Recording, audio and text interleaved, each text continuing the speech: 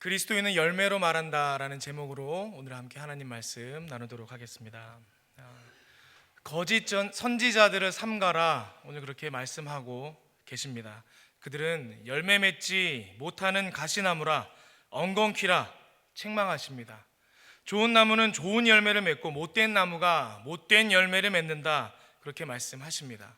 열매로 그들을 안다라고 말씀하고 계신 것입니다. 제가 미국에서 지낼 때 복숭아가 참 맛있구나, 그런 생각을 하며 복숭아를 맛있게 먹었습니다.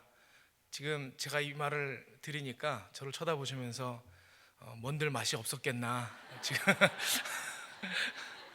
뭐 다 맛있었는데요, 특별히 복숭아가 다른 어떤 것들은 한국 과일이 다 더 맛있는데 이상하게 복숭아는 너무 맛있는 거예요. 제가 지냈던 그 버지니아 지역이 햇볕이 좋았는지 그 초여름만 되면 그 향이 아주 진한 복숭아를, 복숭아 향이라는 게 원래 이런 거였구나 라는 걸 느낄 수 있을 만한 그런 복숭아를 맛보곤 했습니다. 그래서 초여름 복숭아가 막 이제 그 출하돼서 나올 때쯤 되면 가족들과 함께 가까운 복숭아 농장을 찾아가서 그 자리에서 맛보고 또 몇 박스씩 사오고 그랬던 기억이 있습니다. 근데 한번 생각해 보자라는 거예요. 말씀의 주제가 열매니까. 근데 과수원 주인이 이 복숭아 농장을 하기 위해서 복숭아 나무를 쭉 심었습니다. 쭉 심었어요. 그러면 이 과수원 주인에게 있어서 좋은 복숭아 나무는 어떤 나무입니까? 가지가 많아서 그늘이 많이 생겨서 여름철에 그 나무 밑에서 시원하게 쉴 수 있는 그런 복숭아 나무입니까? 아니면 복숭아 나무인데 복숭아 나무답지 않게 이 메타세콰이어 나무같이 키가 쭉쭉 뻗어서 늠름하게 자라나는 거예요. 그래서 뭔가 다른 목재로 쓸 수 있는 그런 나무, 그런 복숭아 나무입니까? 아니죠. 여러분, 과수원 주인에게는요, 맛있는 복숭아, 그죠? 큰 복숭아, 달콤하고 향기로운 복숭아를 풍성하게 맺는 나무, 그 나무가 가장 좋은 나무입니다. 다시 말해서 복숭아 나무의 복숭아 나무됨은 그 나무가 얼마나 좋은 열매, 얼마나 좋은 복숭아를 맺느냐에 달려있다라는 거예요. 마찬가지로 우리 그리스도인의 그리스도인됨은 다름이 아니라 바로 열매로 나타납니다. 여러분, 아무리 떠들어봐야 소용이 없습니다. 열매만 딱 보면 진짜 그리스도인인지 아닌지 알 수 있습니다.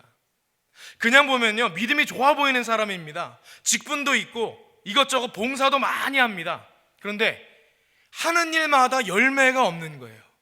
열심히 한다고 하는데 기쁨도 없고 어떤 변화도 없고 아무런 긍정적인 영향력이 안 나타납니다.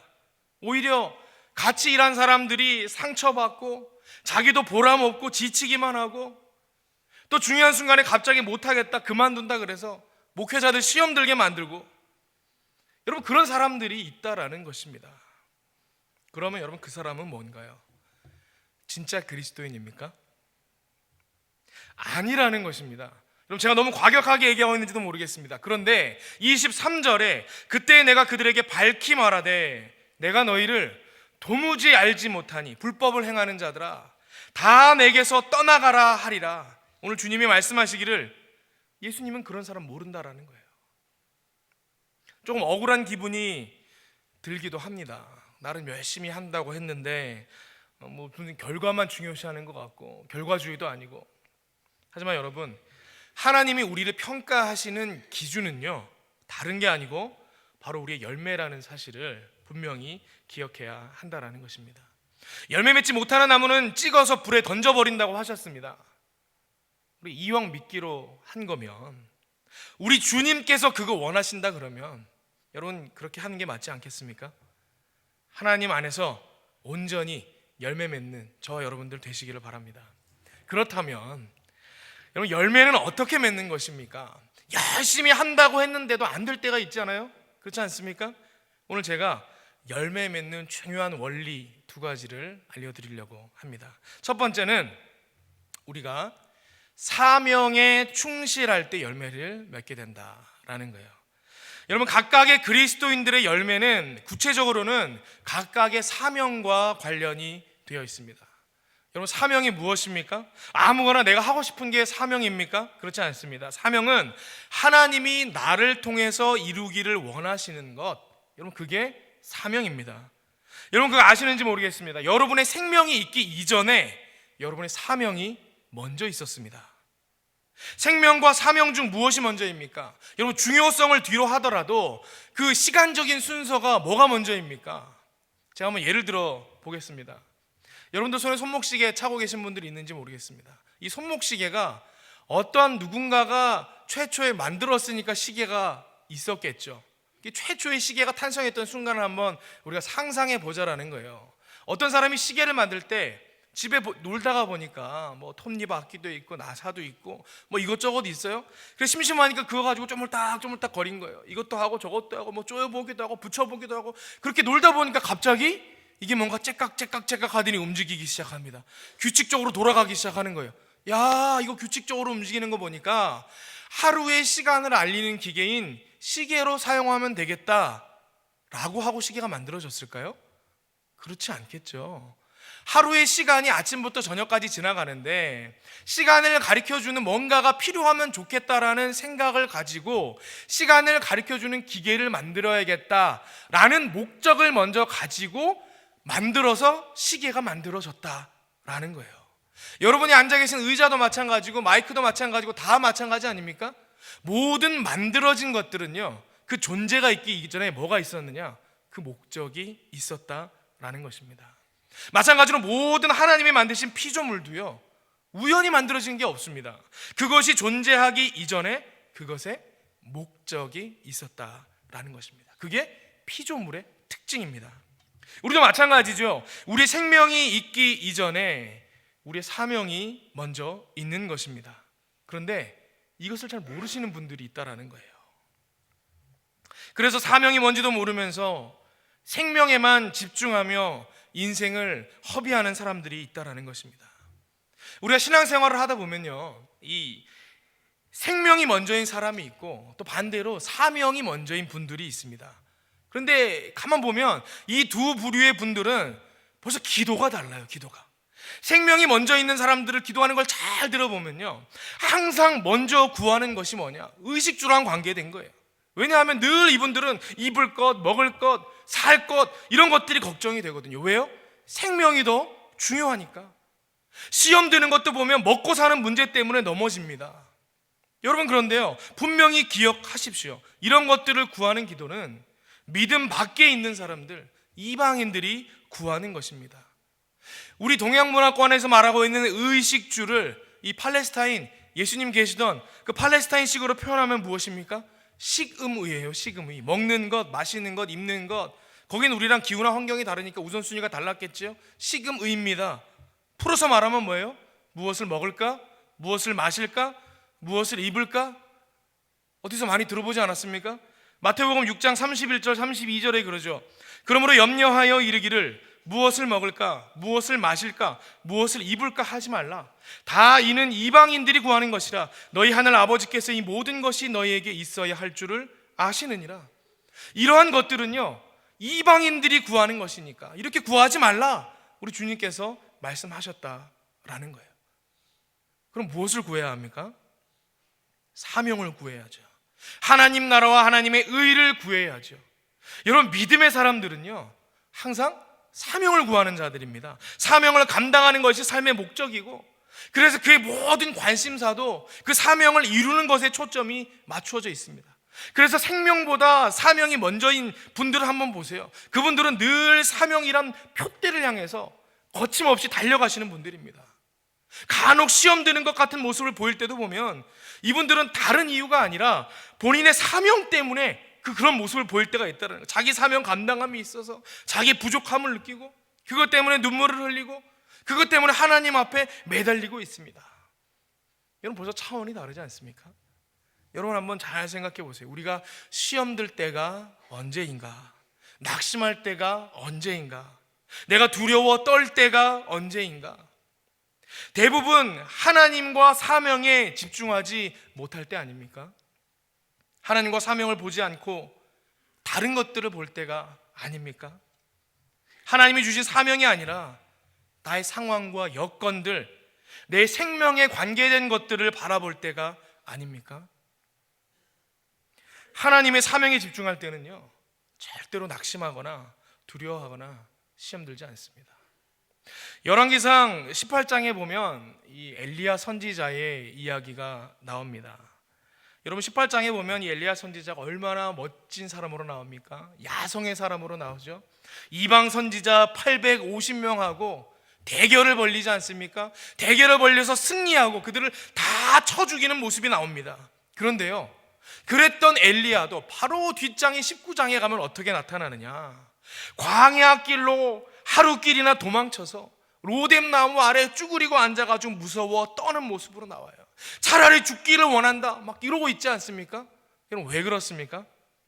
하나님의 사명에 집중하지 못하고 이세벨이 자기를 죽이려고 한다라는 그 상황, 이제는 여호와의 사람은 나밖에 없다라고 그런 상황, 물론 착각이긴 했지만 여러분 그런 상황과 여건들을 보니까 낙심하게 되는 거예요. 두려워하게 되는 거예요. 시험에 들게 된다라는 것입니다.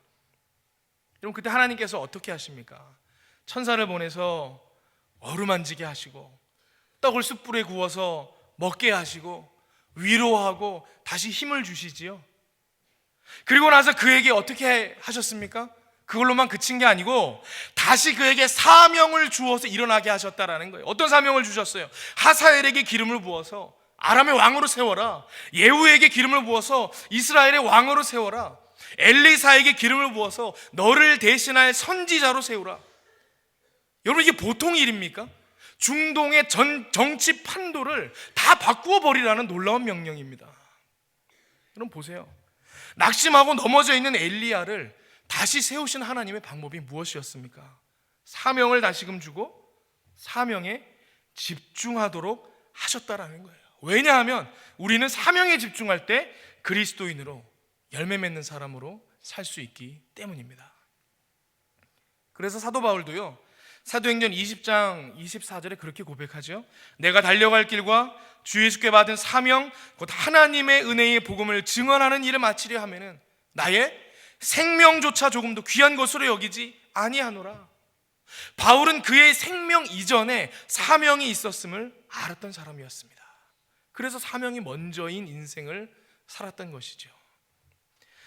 여러분 제가 지금 사명을 위해서 여러분 생명을 포기하십시오 이렇게 얘기하는 게 아니라는 것 알고 계시죠? 우리 주님이 이 문제에 대해서 뭐라고 말씀하고 계십니까? 마태복음 6장 33절 먼저 그의 나라와 그의 의를 구하라. 그리하면 이 모든 것을 너희에게 더하시리라.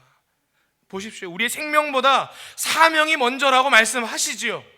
그리고 나서 우리가 사명을 먼저 구할 때 우리의 생명에 관계된 것들은 다 채워주신다라는 거예요. 우리가 이렇게 사명을 먼저 구하고 살아갈 때에 우리는 열매를 맺을 수 있게 되는 것입니다. 늘 사명을 먼저 구하는 믿음의 백성들 되시기를 바랍니다. 사명에 집중할 때 그리스도인으로서의 정체성이 살아난다라는 것입니다. 그렇다면 여러분 나의 구체적인 사명이 무엇인지는 어떻게 알 수 있습니까? 이게 중요한 문제죠. 하나님이 여러분에게 생명 주시기 이전에 여러분에게 허락하신 여러분의 인생의 목적, 여러분 그 사명 알고 계십니까? 사명을 깨닫는 몇 가지 기준이 있습니다. 첫 번째는 부담감이나 아픔이 있으면 그게 사명일 확률이 높다라는 거예요. 제가 처음으로 교육전도사를 했던 교회가 있습니다. 근데 그 교회에 태국 선교사님이 계셨어요. 교회가 후원하고 태국 선교지에 선교센터도 짓고 그 모든 태국 선교를 주관하시는 태국 선교사님이 계셨는데 그 선교사님의 이야기가 아주 재미있어요. 이분이 어떻게 선교사님이 되셨는 거 아니? 원래는 불교 신자였을 뿐만 아니라 이 승려가 되기 위해서 준비하던 분이셨어요.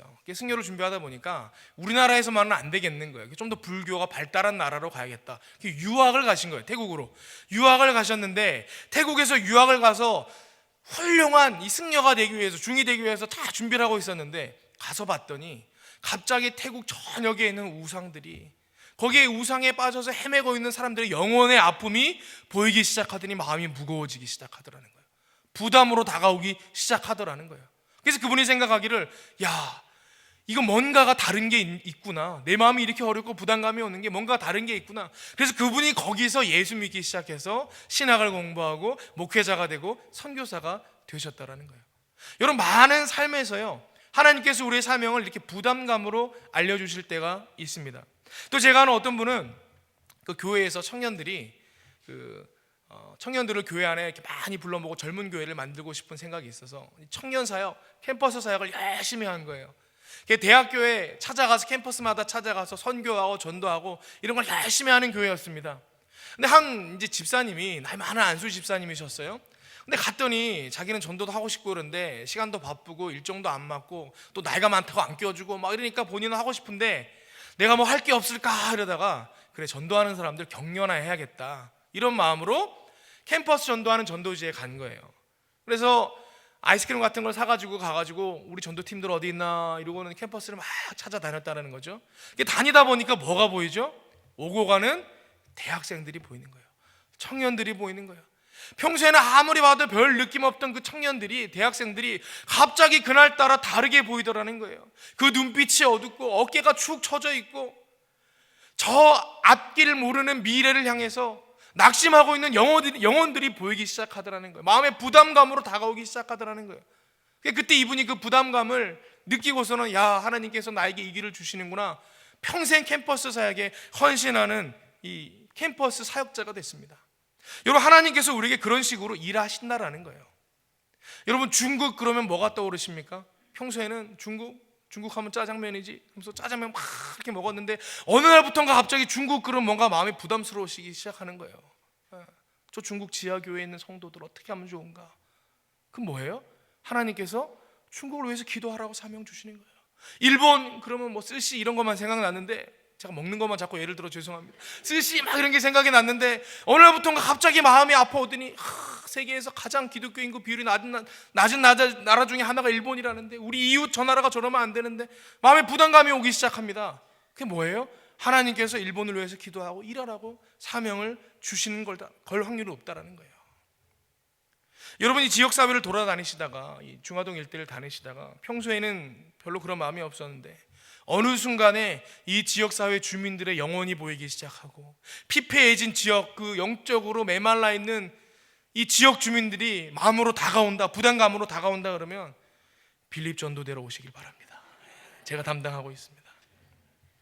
첫 번째는 부담감이나 아픔이 있으면 그게 사명일 수 있다는 거예요. 두 번째는 기쁨이 있으면 사명입니다.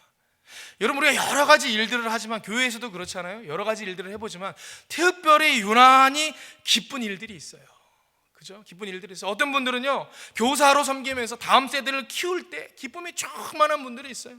어떤 분들은 찬양대로 섬기면서 하나님을 영화롭게 하고 찬양할 때 기쁨이 충만해지는 분들이 있어요. 여러분, 우리의 직분이, 이 사명이라는 것은요, 기쁨이 있어야 한다는 것이에요. 여러분, 저를 보세요. 늘 웃지 않습니까? 기쁨이 넘치잖아요. 왜 그렇죠? 이게 제 사명이라서 그렇다는 거예요. 사명이라서. 여러분, 섬김 가운데 기쁨이 없다 그러면요, 그 사명이 아닐 확률이 있습니다. 여러분, 교회 생활 하시고 여기저기 부서에서 봉사활동하고 섬기실 때에 뭔가 모를 기쁨이 있다, 그럼 그 하나님이 주신 사명일 확률이 있다는 것입니다. 세 번째는 풍성한 열매가 있으면, 여러분, 그게 사명입니다. 자신들의 강점이 있어요. 특별히 하나님께 주신 은사가 있어요. 그 은사를 왜 주셨느냐? 은사는 사명과 연관되어 있는 거예요. 사명 감당하라고 은사를 주신 거거든요. 그래서 자기 은사대로, 자기 사명대로 일하면 뭐가 있느냐? 열매가 막 맺어지는 거예요. 열매 맺는 분야들이 있다라는 거예요. 어떤 분은요, 노래만 했다 하면 다른 분들을 힘들게 하는 분들이 있습니다. 그건 성가대가 사명은 아니겠죠. 그렇죠? 원래 말씀 전에 우리 이 성가대 찬양대 찬양은 하나님께 영광을 올려드리고, 또 하나의 목적이 뭐예요? 예배 가운데 나온 사람들을 마음을 쫙 녹여가지고, 그죠? 말씀의 씨앗이 심겨지기 좋은 부드러운 마음으로 탁 그렇게 만드는 그런 이 목적이 있는데, 이분이 그냥 찬양대에 들어가서 찬양을 탁 하니까 사람들의 마음이 강팍해지는 거예요. 막 강팍해져가지고 말씀이 안 들리고 그런다. 오늘은 그런 분이 안 계셨어요. 오늘 너무 아름답고 얼굴들이 환하시잖아요. 그렇다 그러면 그런 분은 찬양대가 사명은 아니겠죠. 만약에 마음을 강팍하게 만드는 분이 있다 그러면.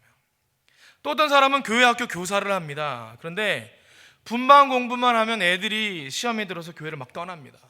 연초에 10명을 받았는데 연말에 가니까 3명도 안 남아 있어요. 그게 사명이 아닐 확률이 더 높죠. 그럼 그렇다라는 거예요. 그래서 뭐 또 할 거 없나 하다가 차량 봉사를 했습니다. 주차 봉사를 한 거예요. 그랬더니 거기서 열매가 나타나는 거예요.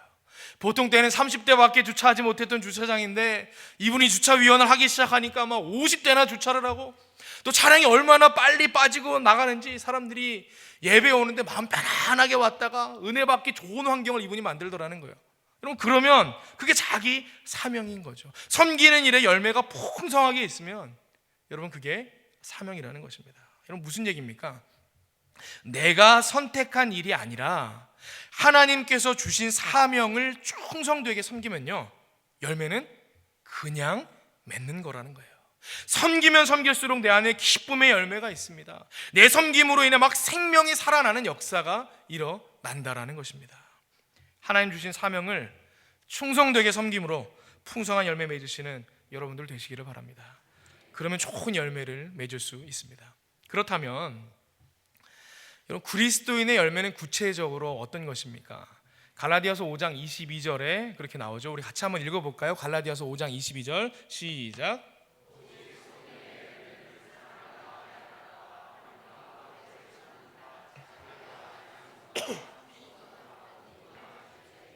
이 같은 것을 금지할 법이 없느니라. 아멘. 여러분, 이 열매 맺고 계십니까? 제 눈을 피하시는 분들도 계신데, 여러분, 열매는 뭐죠? 열매는요, 노력하지 않아도 저절로 열리는 게 열매예요. 왜냐하면 열매는 정체성이거든요. 사과를 맺는 나무를 뭐라 그러죠? 어떻게 하셨죠? 사과를 맺는 나무를 사과나무라 그래요. 그러면 포도를 맺는 나무를 뭐라 그러죠? 포도나무. 그렇다 그러면 성령의 열매를 맺는 자들을 뭐라 그런다고요? 그리스도인이다, 그렇게 말하는 거예요. 여러분, 사과나무가 사과를 맺기 위해서 피땀 흘려 노력을 합니까? 그렇지 않아요. 사과나무는요, 저절로 사과가 맺어지는 거예요. 포도나무도 마찬가지죠. 포도를 맺기 위해서 무슨 뭐 박사학위 공부를 하고 그러지 않아요. 그냥 저절로 맺어지는 게 포도 열매인 거예요. 왜? 포도나무이기 때문에. 제가 미국 버지니아의 복숭아 나무가 너무 그리워가지고 그 복숭아 나무를 가져다가 영세교회 마당에다 딱 심었습니다. 그럼 그 나무에서 뭐가 열릴까요? 복숭아가 열리죠. 왜요? 복숭아 나무이니까. 여러분, 예수 믿는 사람들도 마찬가지예요. 그 사람이 어디에 있느냐는 안 중요해요. 왜요? 그게 우리의 정체성이니까. 어떠한 상황에 있든지 어떠한 위치에 있든지 어떠한 시대에 있든지 막론하고요, 그리스도인들은 성령의 열매를 저절로 맺게 되어 있습니다. 그게 우리의 정체성이기 때문에 그렇습니다. 그러니까 오늘 우리 주님께서 그리스도인들을 열매로 판단하신다, 그렇게 말씀하신 것 아니겠습니까? 그런데 우리 삶에 저절로 이러한 열매 맺음이 일어나지 않는 이유가 무엇입니까? 우리가 자연스럽게 성령의 열매를 맺도록 지음 받았음에도 불구하고 우리의 삶 가운데 이와 같은 열매 맺음이 저절로 일어나지 않는 이유는, 제가 결론부터 말씀드리면 그래요. 우리가 그리스도께 온전히 붙어 있지 않았기 때문이라는 거예요. 그러지 못했기 때문이라는 것입니다. 우리는 그리스도께 온전히 붙어 있어야 열매를 맺을 수 있습니다. 우리가 스스로 열매를 맺을 수 있다고요? 여러분, 그건 교만입니다. 인간의 속성을 모르고 하는 소리예요. 우리는 절대로 우리 스스로 열매를 맺을 수 없는 존재들입니다. 여러분, 한번 여러분의 경험을 생각해 보세요. 여러분이 막 결단하고 다짐하고, 여러분, 그러니까 성령의 열매들이 막 저절로 맺어지던가요? 여러분이 부흥회 가고 기도회 가고 가서 눈물 콧물 다 쏟으면 결단하고 헌신하고, 여러분, 그래도 안 되던데요. 좀 되는 것 같아 보이는 분들도 몇 주 지나지 않아서 보면 금세 돌아오던데요. 여러분, 결단으로는요 절대로 변화되지 못합니다. 오직 주께 붙어 있을 때에만 가능한 것이다 라는 거예요. 제가 이전에 교회에 있을 때 그 교구 사역을 맡으며 이 고등부 아이들을 고등부서를 또 같이 맡고 있었습니다. 근데 겨울 수련회를 갔다 왔어요. 수련회를 갔다 왔는데 이 아이들이 은혜를 많이 받은 거예요. 이게 제가 그때 당시 아이들하고 큐티 모임을 진행하느라고 이 큐티를 어떻게 하면 잘할 수 있을까, 그래서 큐티 수련회를 데려갔어요. 그래서 갔더니 프로그램이 다 이런 거예요. 봤더니 아침에 일어나서 예배 드리고 밥을 먹고 와서 또 예배를 드려요. 그러고 나서 화장실 갔다 와서 성경 공부를 합니다. 그러고 나서 점심을 먹고 또 예배를 드려요. 그리고 화장실 갔다 와서 또 성경 공부를 하는 거예요. 또 저녁을 먹고 나서 또 예배를 드려요. 하루 종일 일정이 이렇게 2박 3일이 있는 거예요.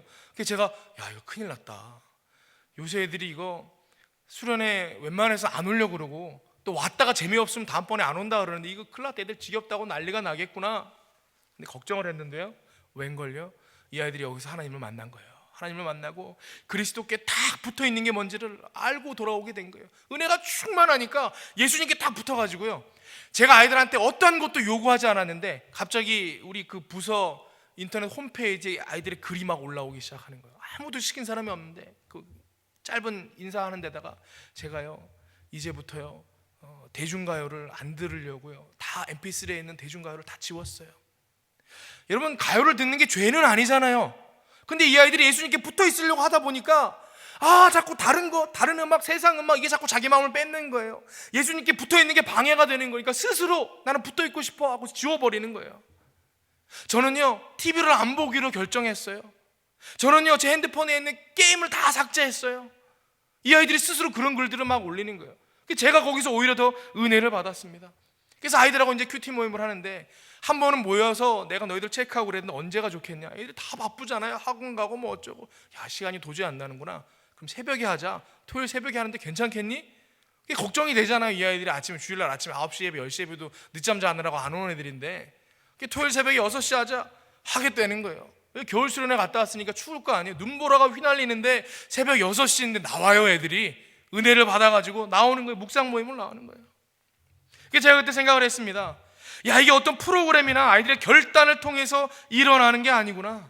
아이들이 하나님께 철저히 붙어 있을 때 오는 은혜를 경험하니까 저절로 되는구나. 제가 그것을 깨달았습니다. 여러분 안에 성령의 열매가 있습니까? 사랑이 있고 기쁨이 있고 화평이 있고 오래 참음이 있고 자비가 있고 선함이 있고 충성이 있고 온유가 있고 절제가 있으십니까? 그런 열매가 우리 안에 없다면 그건 다른 이유가 아니라 우리가 온전히 예수님께 붙어 있지 않았기 때문이다라는 거예요. 그리스도께 잘 붙어 있으면, 아니 붙어 있기만 하면 우리는 저절로 열매를 맺게 된다라는 것입니다. 요한복음 15장 4절에 내 안에 거하라 나도 너희 안에 거하리라. 가지가 포도나무에 붙어 있지 아니하면 스스로 열매를 맺을 수 없음 같이 너희도 내 안에 있지 아니하면 그러하리라. 우리 주님께 붙어 있을 때에만 우리가 열매를 맺게 되는 줄을 잊지 마시기를 바랍니다. 그러면 적용에 들어가서 여러분, 어떻게 하면 예수님께 늘 붙어 있을 수 있습니까? 부흥회 가서 한번 찡하게 은혜 받고 눈물 콧물 다 흘리며 기도하면 찰떡같이 쫙 하고 붙어 있을 수 있습니까? 어디 지난 부흥회 때 은혜 많이 받고 새로운 인생 살겠노라 기도하셨던 분들 지금도 그런 인생 살고 계십니까? 은혜 충만해서 지금도 펄쩍펄쩍 뛰고 계시는 분들 있습니까? 이런 많은 분들이 그렇지 못하다는 걸 저는 압니다. 그럴 수밖에 없다라는 거예요. 우리가 생각하죠. 주님이 우리를 꽉 붙잡아 주시기만 하면 절대로 안 떨어질 텐데, 여러분 그렇지 않습니까? 주님 나를 꽉 잡아주세요. 주님이 잡아주시면 떨어질 일 없잖아요. 물론 예수님이 꽉 잡아주시면 그렇습니다. 그런데 예수님은요 그렇게 하지 않으신다라는 거예요. 하나님은 그렇게 기계적으로 버튼 누르면 끄기 전까지 계속해서 꺼지지 않는 그런 분이 아니시라는 거예요. 우리는 많은 경우에 하나님과의 관계를 생각할 때에 기계적으로 생각하는 경우가 많습니다. 코드 한번 꼽으면 빼기 전까지는 계속해서 잘 돌아갈 거야, 그렇게 생각합니다. 그런데 하나님은 그런 분이 아니죠. 제가 경험한 바로는 우리 하나님은 내가 싫어하는데도 억지로 꽉 잡고 계시는 분이 아니시더라는 거예요. 우리 주님은 너무 인격적이셔서 매일매일 순간순간 우리가 먼저 주님과 동행하기 원하는 마음으로 손 내밀기를 기다리는 분이시지, 우리의 상태와는 관계없이 강제적으로 우리를 끌고 가시는 분이 아니시더라는 거예요. 하나님은 우리의 사랑을 원하시는 분이시거든요. 매 순간순간 우리가 선택할 때마다, 왜 신앙은 선택이라고 그러지 않습니까? 다시 우리의 믿음을 원하시는 분이라는 거예요. 그러면 하나님이 억지로 붙잡고 계시는 분이 아니라 인격적으로 우리에게 다가오는 것을 알고 있는 사람들은 어떠냐? 하나님이 기계적인 분이 아니라는 것을 아는 사람들도요, 가만 보면 이분들도 항상 하나님께 붙어 살지는 못하더라고요. 왜 그렇지요? 자기 자신을 너무 믿어요. 자기는 그렇게 할 수 있을 거라고 믿는다라는 거예요. 자기 자신을 너무 믿기 때문에 그렇습니다. 여러분, 그런데 인간이 그렇게 신실한 존재가 아니라는 것 우리가 다 잘 알고 있지 않습니까? 우리가 우리 자신을 너무 믿습니다. 한번 은혜 찐하게 받으면 언제나 내가 하나님을 향한 마음이 변함없을 거라고 생각하기 때문이라는 거예요. 여러분, 만약 그게 아니라 그러면, 그게 아니라는 것을 내가 안다 그러면 어떻게 해야 됩니까? 자꾸만 은혜 받을 기회를 스스로 만들어야죠. 하나님의 은혜가 임하는 곳이다 그러면 그 자리에 계속 나아가야죠. 여러분, 그 자리가 어디입니까? 그런 자리가 어디예요? 예배죠.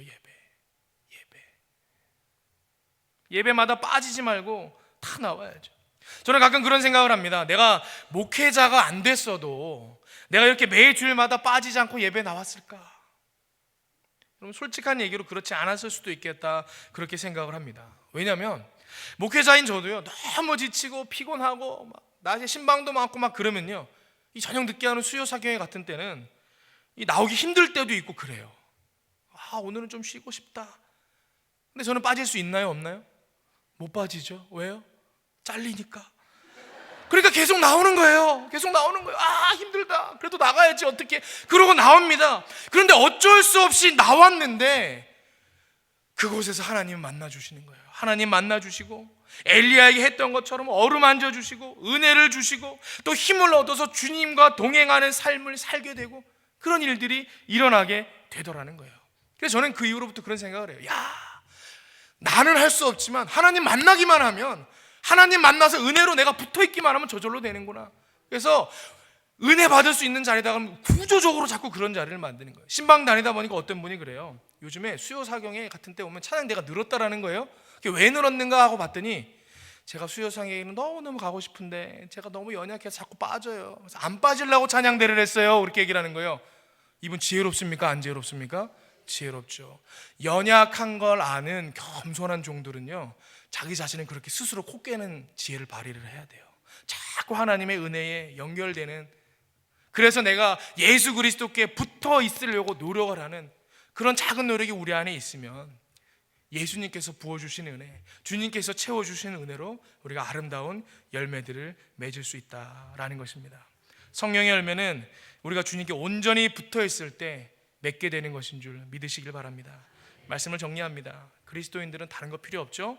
열매로 말하는 것입니다. 이 열매는 우리가 먼저 하나님 나라와 그의 의, 우리의 사명을 구할 때 맺게 되는 것인 줄 믿으시길 바랍니다. 또한 이 성령의 열매는 우리의 결단으로는 온전히 맺을 수 없습니다. 오직 주님께 꼭 붙어 있을 때에만 저절로 맺게 되는 것입니다. 주님께 온전히 붙임받아 삶 가운데 성령의 열매를 풍성히 맺는 하나님의 신실한 백성들 되시기를 바랍니다. 함께 기도하겠습니다. 아버지 하나님, 우리가 참 열매 맺는 그리스도인 되어지기를 원합니다.